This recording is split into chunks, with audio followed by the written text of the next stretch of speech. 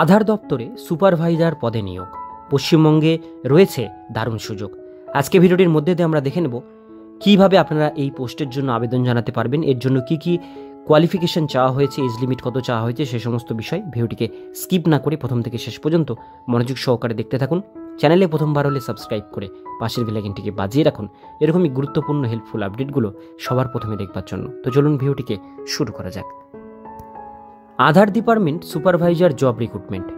নিম্নে আধার centre supervisor operator পদে কর্মী নিয়োগের বিজ্ঞপ্তি সংক্রান্ত বিস্তারিত তথ্য, যেমন শূন্য পদের নাম, মোট শূন্য পদের সংখ্যা, বয়স সীমা, শিক্ষাগত যোগ্যতা, মাসিক বেতন, আবেদন পদ্ধতি, আবেদন কবে শুরু হয়েছে এবং কতদিন পর্যন্ত চলবে প্রভৃতি আলোচনা করা হলো।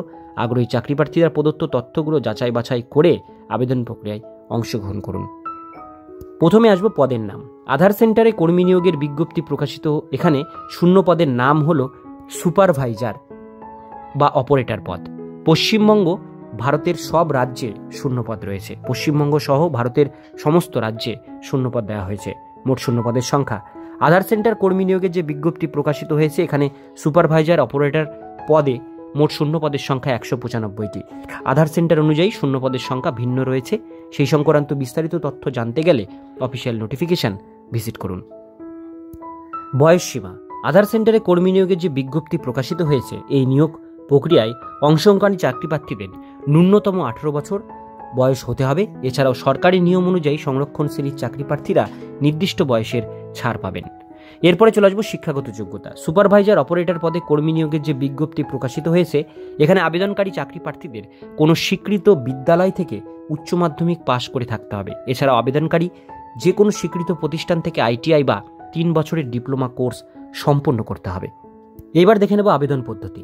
অনলাইন আবেদন প্রক্রিয়ায় অংশগ্রহণ করতে হবে। তার জন্য আবেদনকারীকে সর্বপ্রথম এর অফিসিয়াল ওয়েবসাইটে গিয়ে রেজিস্ট্রেশন সম্পন্ন করতে হবে। রেজিস্ট্রেশন সম্পন্ন হলে পরবর্তীকালে লগ ইন করে আবেদন প্রক্রিয়ায় অংশগ্রহণ করতে পারবেন। আবেদন প্রক্রিয়ায় চলাকালীন চাকরি প্রার্থীদের নাম, ঠিকানা সহ শিক্ষাগত যোগ্যতার নথিপত্র পূরণ করতে হবে। আবেদনপত্র পূরণ হলে কিছু প্রয়োজনীয় ডকুমেন্টস আপলোড দিতে হবে। ডকুমেন্টস আপলোড দেওয়ার পর ফাইনাল সাবমিট অপশানে ক্লিক করলেই আবেদনপত্রটি সম্পূর্ণ হবে। এবার দেখব আবেদনের তারিখ।